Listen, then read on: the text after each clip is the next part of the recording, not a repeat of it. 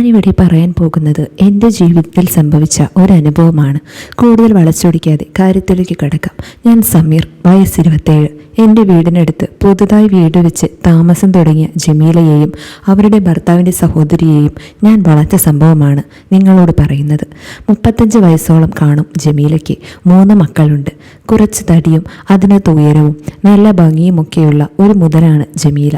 ഒറ്റ നോട്ടത്തിൽ തന്നെ ഏതൊരാണും കൊതിച്ചു പോകുന്ന രൂപം. അവളുടെ ഭർത്താവ് ഗൾഫിലാണ് ജോലി ചെയ്യുന്നത്. ആളൊരു ചെറിയ തട്ടിപ്പ് പാർട്ടിയൊക്കെയാണ്.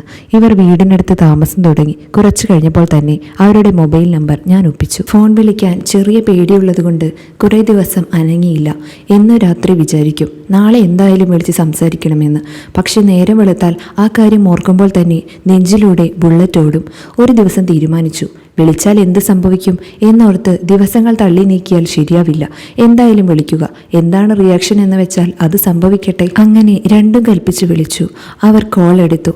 ഹലോ എന്ന ശബ്ദം കേട്ടപ്പോൾ ഞാൻ ആകെ വിയർത്തുപോയി. എങ്കിലും പറഞ്ഞു, ഹായ് ഇത്ത, ഞാൻ സമീർ. അവർ ചോദിച്ചു, ഏത് സമീർ? നിങ്ങളുടെ വീടിന് മുൻപുള്ള വീട്ടിലെ? ഓ മനസ്സിലായി, ഞാൻ കണ്ടിട്ടുണ്ട്. പേരറിയില്ലായിരുന്നു. ആട്ടെ, എന്താ വിളിച്ചത്? എന്താ പറയേണ്ടതെന്ന് ഒരു നിമിഷം ആലോചിച്ചു.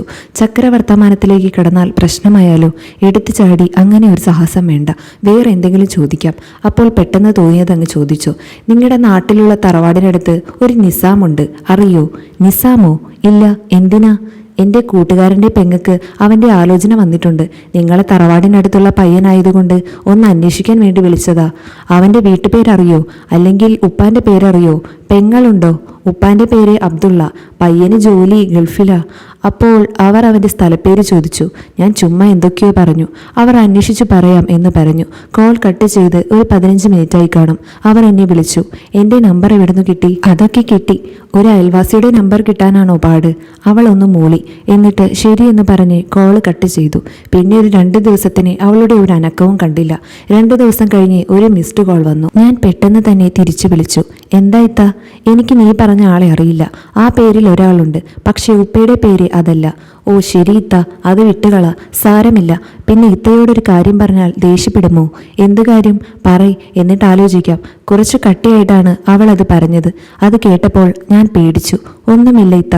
എന്നാൽ ശരി എന്നും പറഞ്ഞവൾ കോള് കട്ട് ചെയ്തു. അവർ എന്നെ അപ്പോൾ തന്നെ തിരിച്ചു വിളിച്ചു. എന്നിട്ട് പറഞ്ഞു, ഇനി ഈ നമ്പറിൽ വിളിക്കരുത്, ആരെങ്കിലും അറിഞ്ഞാൽ പ്രശ്നമാകുമെന്ന്. അത് കേട്ടപ്പോൾ എന്തോ ഹൃദയം പൊട്ടിയ പോലെ ഫീലായി. പിന്നെ കുറച്ച് ദിവസം അങ്ങോട്ട് നോക്കാൻ പോലും ഞാൻ ശ്രമിച്ചില്ല. ഒരു ദിവസം വീട്ടിൽ നിന്ന് കാറെടുത്ത് പോകുമ്പോൾ അവളും മക്കളും അവളുടെ ഗേറ്റിൻ്റെ അടുത്ത് നിൽക്കുന്നത് കണ്ടു. ഞാൻ കാർ നിർത്തി അവളുടെ മോളോട് ചോദിച്ചു, എവിടേക്കാ പോകുന്നത് മോളെ? ഞാൻ ഡ്രോപ്പ് ചെയ്യണോ? അവൾ പറഞ്ഞു, മാമൻ്റെ വീട്ടിലേക്കാണെന്ന്. ഞാൻ അവരോട് അവിടെ ഡ്രോപ്പ് ചെയ്യാമെന്ന് പറഞ്ഞു. അവർ കാറിൽ കയറി. എൻ്റെ മനസ്സ് നിറയെ ജമീലയാണെങ്കിലും അത് പുറത്ത് കാണിക്കാതെ ഞാൻ വെയിറ്റ് പിടിച്ചിരുന്നു.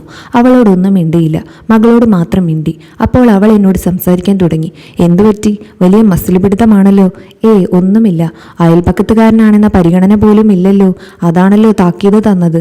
ഞമ്മളൊക്കെ വേസ്റ്റ് കേസാണേ, വിട്ടുകള, ജീവിച്ചു പോയിക്കോട്ടെ. ഓ ശരി, ആയിക്കോട്ടെ എന്നും പറഞ്ഞവർ മിണ്ടാതെയിരുന്നു. ഞാനൊന്നും മിണ്ടാൻ പോയില്ല. അവരുടെ സ്ഥലമെത്തി. അവരിറങ്ങി.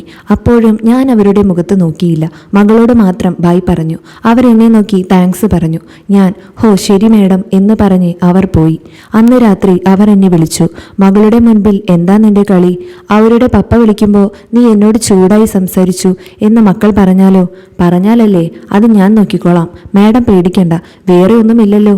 എന്നാൽ ശരി എന്ന് പറഞ്ഞ് കോള് കട്ട് ചെയ്യാൻ ഒരുങ്ങി. കട്ട് ചെയ്യണ്ട, വലിയ ഭാവമാണല്ലോ. സാർ ആരാ? നമ്മൾ ആരുമല്ലേ.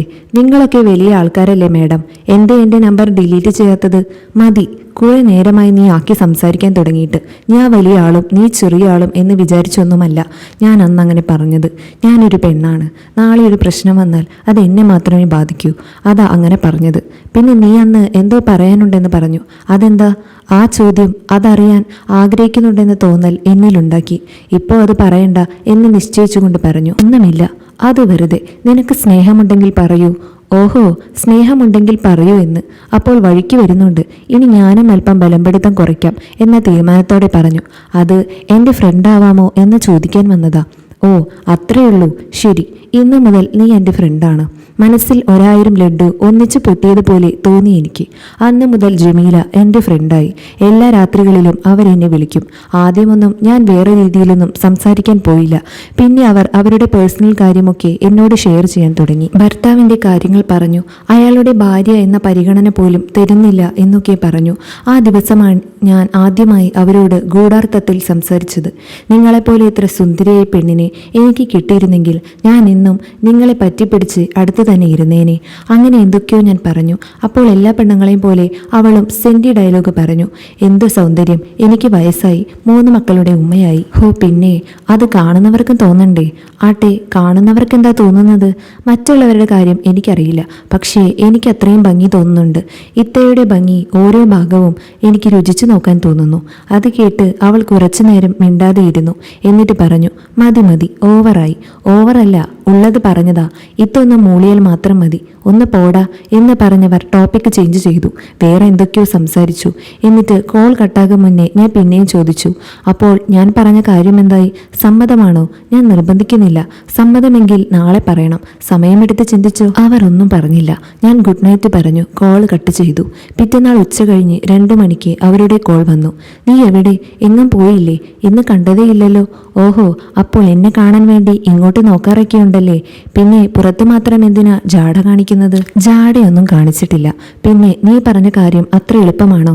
നിങ്ങൾ ആൺപിള്ളേർ ആദ്യം കാണിക്കുന്ന സ്നേഹം പിന്നെ കാണിക്കില്ല. കുറച്ചുനാൾ കഴിയുമ്പോൾ കൂട്ടുകാരുടെ മുമ്പിൽ ആളാകാൻ വേണ്ടി അവരോടൊക്കെ പറയും, അവളെ ഞാൻ അങ്ങനെ ചെയ്തു എന്നൊക്കെ. അങ്ങനെ വല്ലതുമായാൽ നഷ്ടപ്പെടുന്നത് പെണ്ണിന്റെ ജീവിതമല്ലേ? അങ്ങനെ ബ്ലാ ബ്ലാ എന്ന് ഒരുപാട് പറഞ്ഞു. എല്ലാം കേട്ടിട്ട് ഞാൻ പറഞ്ഞു, ശരി എങ്കിൽ ഞാൻ ഇനി ഒന്നും പറയുന്നില്ല. എല്ലാത്തിനും സോറി. നിങ്ങൾ എന്നെക്കുറിച്ച് അങ്ങനെയല്ലേ വിചാരിച്ചത്? താങ്ക്സ്. എന്നാൽ ശരി ബൈ പറഞ്ഞ് കോൾ കട്ട് ചെയ്തു. അവൾ അപ്പോഴേ തിരിച്ചു വിളിച്ചിട്ട് പറഞ്ഞു, നീ എന്തിനാ കോൾ കട്ട് ചെയ്യുന്നത്? കാര്യം പറയുമ്പോൾ ദേഷ്യപ്പെടുന്നത് എന്തിനാ? ശരി, നിനക്ക് ഇങ്ങോട്ട് വരണമെന്നുണ്ടെങ്കിൽ ഇന്ന് രാത്രി വന്നോ. പക്ഷേ ടച്ച് ചെയ്യരുത്. അടുത്ത് വന്നിരുന്ന് സംസാരിക്കാം, എത്ര നേരം വേണമെങ്കിലും. ശരി, അങ്ങനെ ആവട്ടെ. നീ എങ്ങനെ വരും? ആരെങ്കിലും കണ്ടാലോ? എത്ര മണിക്ക് വരും? മക്കൾ ഉറങ്ങിക്കഴിഞ്ഞിട്ട് അകത്തോട്ട് കയറാൻ കഴിയോ? അവർ ഉറങ്ങുമ്പോൾ 10 മണിയെങ്കിലും കഴിയും. ഞാൻ പ്ലാനൊക്കെ പറഞ്ഞു കൊടുത്തു. എല്ലാം ഓക്കെയായി ഫോൺ വെക്കുന്നതിന് മുൻപ് അവർ ഒന്നുകൂടി ഓർമ്മിപ്പിച്ചു, വേറൊന്നും പാടില്ല, പിന്നെ ഞാൻ നിന്നോട് മിണ്ടില്ല, അറിയാമല്ലോ. സമ്മതിച്ചെൻ്റെ പൊന്നിത്തേ എന്ന് പറഞ്ഞ് ഫോൺ വെച്ചു. എൻ്റെ മനസ്സ് സന്തോഷം കൊണ്ട് തുള്ളിച്ചാടുകയാണ്. ഞാൻ ബെഡിൽ കമിഴ്ന്നു കിടന്നു. അവളോട് പറയുന്നത് പോലെ ഞാൻ മനസ്സിൽ പറഞ്ഞു, മോളെ ജമീല, ഇന്ന് നിന്നെ ഫുള്ളായി കാണാൻ പോകുന്നു ഞാൻ. നീ എങ്ങനെയാണ് ഭൂമിയിലേക്ക് വന്നത് അതുപോലെ ഇന്ന് നീ എൻ്റെ മുന്നിൽ ഉണ്ടായിരിക്കും. ഇത്രനാൾ എന്നെ കൊതിപ്പിച്ച നിന്നെ ഞാൻ ഇന്ന് കാണും. ഓരോ മിനിറ്റ് കഴിയും തോറും മനസ്സിലെ സന്തോഷം കൂടിക്കൂടി വന്നു. അങ്ങനെ അന്നത്തെ പകൽ എങ്ങനെയോ നീങ്ങിപ്പോയി. ഒരു യുദ്ധത്തിന് പോകുന്നതല്ലേ, തടസ്സങ്ങളൊന്നും വേണ്ടെന്ന് കരുതി ഞാൻ മുഴുവൻ ഒന്ന് വൃത്തിയായി. രാത്രി 8 മണിയായപ്പോഴേക്കും ഞാൻ ജമീലയെ ഫോൺ ചെയ്ത് കാര്യമൊക്കെ തിരക്കി. അവർ പറഞ്ഞു 11 മണിയാവുമ്പോഴേക്കും ഞാൻ മിസ് കോൾ അല്ലെങ്കിൽ വാട്സപ്പ് ചെയ്യാം. അപ്പോൾ അടുക്കള വാതിലിൻ്റെ അടുത്ത് വന്ന് നിന്നാ മതി, ഞാൻ അവിടെ ഉണ്ടാവും. പിന്നെ 11 മണിയാകുന്നതിന് മുൻപ് തന്നെ റെഡിയായി നിന്നോ എന്നും പറഞ്ഞു. ശരിയെന്ന് പറഞ്ഞ് ഞാൻ കോൾ വെച്ചു. എൻ്റെ വീട്ടിൽ നിന്ന് അവരുടെ വീട്ടിലേക്ക് ഒരു മതിലിൻ്റെ ദൂരമേ ഉള്ളൂ. ഞാൻ വീട്ടിൽ പറഞ്ഞ് കുറച്ചു കഴിഞ്ഞ് ഞാൻ പുറത്തു പോകും എന്ന് പറഞ്ഞ് ഉമ്മയെല്ലാം ഒപ്പിച്ചെടുത്തു. കൂട്ടുകാരൻ്റെ വാപ്പ ഹോസ്പിറ്റലിലാണ്. എന്നോട് കൂട്ടി നിൽക്കാൻ ചെല്ലാമോ എന്ന് ചോദിച്ചു. അതുകൊണ്ട് എനിക്ക് പുറത്തു പോകണം എന്ന് പറഞ്ഞ് അവരെയെല്ലാം വിശ്വസിപ്പിച്ചു. അങ്ങനെ 10:30 ആയപ്പോഴേക്കും ഞാൻ വീട്ടിൽ നിന്ന് ഇറങ്ങി. എൻ്റെ വീട്ടിലെ ഗേറ്റിനടുത്ത് തന്നെ നിന്നു. കൂട്ടിന് കുറേ കൊതുകുണ്ടായതുകൊണ്ട് സമയം പോയതറിഞ്ഞില്ല. 10:55 ആയപ്പോഴേക്കും ജമീലയുടെ മിസ് കോൾ വന്നു. ഞാൻ വേഗം ഗേറ്റ് തുറന്ന് റോഡിൻ്റെ 2 വശത്തേക്ക് നോക്കി. ആരുമില്ല എന്ന് ഉറപ്പുവരുത്തിയതിനു ശേഷം മെല്ലെ നടന്നു. ജമീല വീടിന്റെ ഗേറ്റ് ഒച്ചയുണ്ടാക്കാതെ തുറന്നിട്ട് അടുക്കള ഭാഗത്തേക്ക് പോയി. അടുക്കള വാതിലിന്റെ അടുത്ത് പോയി നിന്നപ്പോഴേക്കും അവർ വാതിൽ തുറന്നു. വാതിലിന്റെ കുറ്റി തുറന്നു വെച്ചിരുന്നതുകൊണ്ട് വാതിൽ തുറക്കുന്ന ശബ്ദമുണ്ടായില്ല. ഞാൻ അകത്ത് കയറി. അടുക്കള ഇരുട്ടിലായിരുന്നെങ്കിലും വെള്ള നൈറ്റിയിൽ എനിക്ക് അവരെ കാണാമായിരുന്നു. എന്നാൽ അവരുടെ മുഖം എനിക്ക് വ്യക്തമായിരുന്നില്ല. ആ ഇരുട്ടിൽ അവരെന്നെ എങ്ങനെയാണ് നോക്കുന്നത്, എന്തായിരിക്കും ആ മനസ്സിലിപ്പോൾ എന്നൊക്കെ അറിയാൻ എനിക്കും ആവേശമായിരുന്നു. ഞങ്ങൾ ഇരുവരും ഒരു നിമിഷം അനങ്ങാതെ നിന്നു. എന്താണ് അടുത്ത സ്റ്റെപ്പ് എന്ന് ഇരുവർക്കും ഒരു നിശ്ചയമില്ലാത്തതുപോലെ.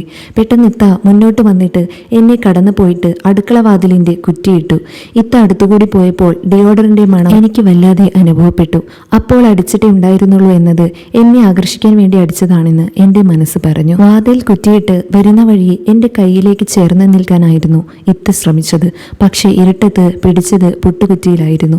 പെട്ടെന്ന് ആ ചാൻസിൽ എനിക്കൊന്നും ചെയ്യാൻ പറ്റിയില്ല. ഞാൻ അവിടെ അങ്ങനെ നോക്കി നിന്നുപോയി. ആ തലപ്പിൽ ഇത്ത അങ്ങനെ നിന്നുപോയി. അങ്ങനെ ഞങ്ങൾ രണ്ടുപേരും ഒരു നിമിഷം അനങ്ങാതെ നിന്നു. എന്നിട്ട് ഞങ്ങൾ ബെഡ്റൂമിലേക്ക് പോയി. മുറിക്കകത്ത് ബെഡ് ലാമ്പ് തെളിഞ്ഞിരുന്നു.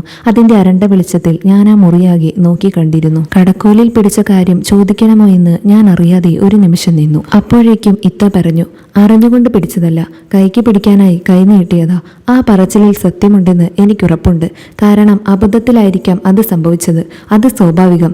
പക്ഷേ അതറിയാതെ സംഭവിക്കുന്നതാകുമോ എന്ന് ചോദിക്കാൻ തോന്നിയെങ്കിലും വേണ്ടെന്ന് വെച്ചു. എന്തായാലും അതെനിക്ക് ഒരു ചാൻസ് തന്നിട്ടുണ്ട്.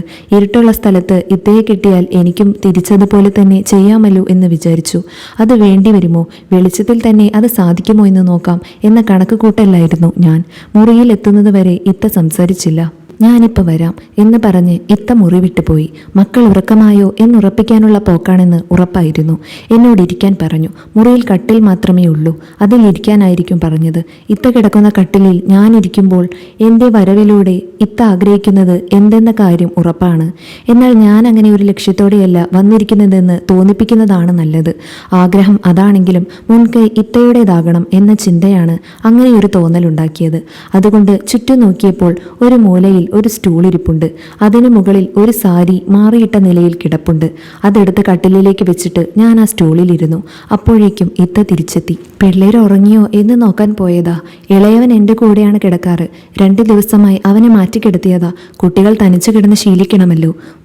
അപ്പൊ 2 ദിവസമായി ഇന്നത്തെ ഈ കൂടിക്കാഴ്ചയ്ക്ക് അരങ്ങൊരുക്കുകയായിരുന്നല്ലേ എന്നൊരു കുസൃതി ചോദ്യം നാവിൻ തുമ്പത്തെത്തിയെങ്കിലും ഞാനത് വിഴുങ്ങി. ചില സത്യങ്ങൾ തമാശയിൽ പറഞ്ഞാലും അത് പാറയായാലോ എന്ന ചിന്ത പെട്ടെന്ന് തലപൊക്കി. ഞാൻ സ്റ്റൂളിലിരിക്കുന്നത് ശ്രദ്ധിച്ചിട്ട് ഇത്ത, നിന്നോടാരാ പറഞ്ഞത് സാരി എടുത്തു മാറ്റിയിട്ട് അതിലിരിക്കാൻ? കട്ടിലിരിക്കാൻ ബുദ്ധിമുട്ടുണ്ടോ? അങ്ങനെ ഒരു ചോദ്യം പ്രതീക്ഷിച്ചുകൊണ്ടാണ് സ്റ്റൂളിലിരുന്നതെങ്കിലും ഇത്ര പെട്ടെന്ന് ആ ചോദ്യം വരുമെന്ന് കരുതിയില്ല. തൊട്ടു പോകരുതെന്ന താക്കീതോടെയല്ലേ എനിക്ക് പ്രവേശനം അനുവദിച്ചത്. അപ്പോൾ അകലത്തിലിരിക്കലല്ലേ നല്ലത്. അതാ ഇരുന്നത്. ഓഹോ, ആട്ടെ മോനെ സമീറേ, ശരിക്കും നീ ഇപ്പോൾ വന്നതെന്തിനാ? വല്ലാത്തൊരു ചോദ്യമായിപ്പോയി. ഇത്തയെ സന്തോഷിപ്പിക്കാനാ വന്നതെന്നാണ് ശരിക്കും മറുപടി പറയേണ്ടത്. ആ ലക്ഷ്യമാണ് ഉള്ളതും. ഇന്ന് സംഭവിക്കാൻ പോകുന്നത് അതാണെന്നും എനിക്കും ഇത്തയ്ക്കും നല്ല ഉറപ്പാണ്. അതിനല്ലാതെ റിസ്ക് എടുത്തിട്ട് ഇത്ത എന്നെ മുറിയിൽ കയറ്റില്ലല്ലോ. ഇതൊക്കെ വേണമെങ്കിൽ ചോദിക്കാം. അങ്ങനെ ചോദിക്കാൻ തുനിഞ്ഞതും ഞാൻ വേണ്ടെന്ന് പെട്ടെന്ന് മനസ്സിൽ കരുതി. ചില പെണ്ണുങ്ങൾക്കൊരു സ്വഭാവമുണ്ട്. അവർ മനസ്സിൽ പ്ലാൻ ചെയ്യുന്നത് അവരായിട്ട് നടപ്പിലാക്കുമ്പോഴേ മറ്റൊരാൾ അറിയാവൂ എന്ന നിർബന്ധം. അതുകൊണ്ട് ഒരു മഞ്ഞച്ചിരിയിൽ മറുപടി ഒതുക്കി. ഈ മഞ്ഞച്ചിരിക്കൊരു ഗുണമുണ്ട്. ഉദ്ദേശം നമ്മൾ പറയാതെ തന്നെ മനസ്സിലാക്കുകയും ചെയ്യും. എടാ ചെക്ക, നീ എന്തിനാ വന്നേക്കുന്നതെന്ന് എനിക്കറിയാം. എന്നാൽ എനിക്ക് തൽക്കാലം അങ്ങനെയുള്ള ആഗ്രഹമൊന്നുമില്ല. എന്നാലും ഈ പ്രായത്തിലുള്ള 3 മക്കളുള്ള എന്നോട് നിനക്ക് എന്താണ് പറയാനുള്ളതെന്ന് അറിഞ്ഞിരിക്കാനൊരാഗ്രഹം. ഇപ്പോഴത്തെ പിള്ളേർക്ക് എന്നെപ്പോലെയുള്ളവരോടാണ് ക്രഷ് എന്ന് കേട്ടിട്ടുണ്ട്. അപ്പോഴൊക്കെ ഓർക്കും, ഇവർക്കൊന്നും തരത്തിൽപ്പെട്ടവളോടൊന്നും തോന്നാതെ എന്നെപ്പോലുള്ളവരോട് എന്താ ഇത്രയ്ക്ക് പൂതി വരാൻ കാരണമെന്ന്. പറയടാ, ഇത് ചോദിച്ചറിയാനാണോ ഈ പാതിരാത്രി എന്നെ വിളിച്ചു വരുത്തിയത്? ഇത് ഫോണിൽ ചോദിച്ചാൽ മതിയായിരുന്നല്ലോ. ഓഹോ, നേരിൽ കേൾക്കുന്നതല്ലടാ അതിൻ്റെ ഒരു രസം. അത് കിട്ടണമെങ്കിൽ നേരിട്ട് അറിയുകയാണ് വേണ്ടത്. ഓഹോ, അങ്ങനെയാണോ? അപ്പോഴാണ് ഞാൻ ഇത്തയെ ശരിക്കും ശ്രദ്ധിച്ചത്. ഇത്ത ആ സമയം വേലിക്കെട്ടിൽ നിന്നും സ്വതന്ത്രമാണെന്ന് മനസ്സിലായതും എൻ്റെ മനസ്സ് കോരിത്തരിച്ചു.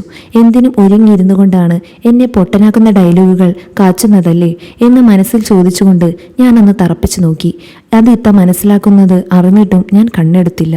ഇത്ത എന്നെയും കണ്ണെടുക്കാതെ നോക്കുന്നുണ്ടെന്നും ആ മുഖത്ത് ഓരോ വികാരങ്ങൾ ഇളകി മറിയുന്നുണ്ടെന്നും എനിക്ക് മനസ്സിലാകുന്നുണ്ടെങ്കിലും അതൊന്നും കാണാത്ത പോലെ ഞാൻ തറപ്പിച്ചു നോക്കിയിരിക്കുകയാണ് ചെയ്തത്.